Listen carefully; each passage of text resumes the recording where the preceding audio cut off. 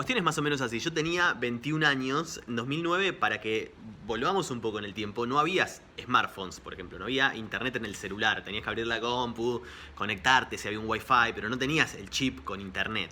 O por lo menos nosotros no lo usábamos. Y me parece que en el resto del mundo tampoco estaba. En fin. La cuestión es que yo había decidido hacer ese viaje cruzando Rusia en tren hasta pasar Siberia y pasar a Mongolia. Y como éramos bastante inconscientes en ese momento, yo lo hice con un amigo que conocí en Barcelona.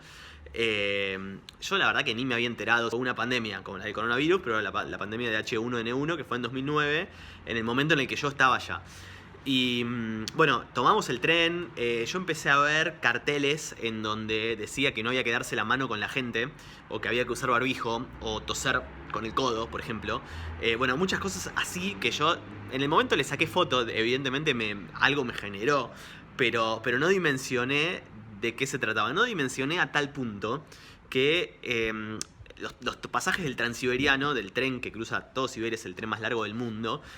Vos los vas sacando de a tramos. Entonces nosotros paramos en Irkutsk, que es la capital de Siberia, que es un pueblo hermoso que tiene el Baikal. El Baikal es el lago más profundo del mundo. Rusia es así, tiene como muchos récords. Y bueno, ahí hicimos Couchsurfing, que es como una página donde te podés alojar en la casa de gente gratis, y por ahí después vos los alojás. De hecho, con quienes paré en Irkutsk después vinieron a Buenos Aires, pero esa es otra historia. Y en ese momento, nosotros, muy inconscientes, nos dijeron: che, pero es más barato si ustedes sacan un pasaje en tren no internacional. Es decir, sacan un pasaje de tren ruso hasta la frontera con Mongolia, pasan caminando la frontera, tranqui, la frontera de Rusia con Mongolia, y después se toman otro tren del otro lado de la frontera. Y es mucho más barato.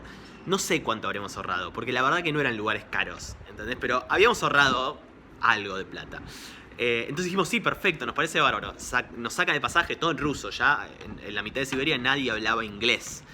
Nos subimos al tren, llegamos a la frontera. Esa parte nos sale perfecta. Había solcito, estaba lindo. Hacía, no sé, 5 grados, 2 grados. Hacía mucho frío, era el otoño ruso en Siberia.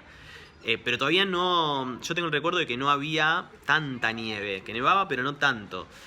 Y bueno, obviamente la frontera no se podía cruzar caminando. Claramente no se podía cruzar caminando, tenías que pasarla en un remis, lo cual todo se volvía más turbio en el medio de una pandemia. O sea, dimensionemos esta situación, en el medio de una pandemia. Y conseguimos un remis, pero el problema que teníamos es que pasa algo muy curioso entre Rusia y Argentina. Es que si sos argentino no necesitas visa para ir a Rusia.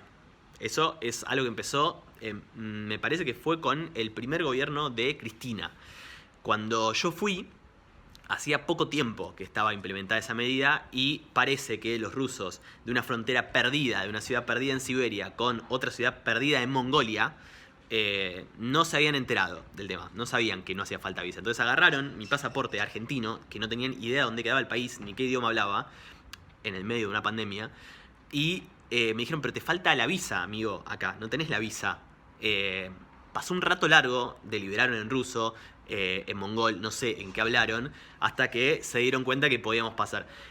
Y al pasar a Mongolia, a mí lo que más me llamó la atención es que, primero, que te toman la temperatura con un termómetro de esos inteligentes que vemos ahora, que no te tocan, que para mí en ese momento era un montón, era algo increíble. Y te daban todas las recomendaciones que tenías que seguir. Yo, insisto, 21 años, jamás había vivido una pandemia antes, no tenía demasiada como conciencia de lo que significaba eso. Ahora tomo conciencia del peligro de haber viajado en una pandemia en el 2009.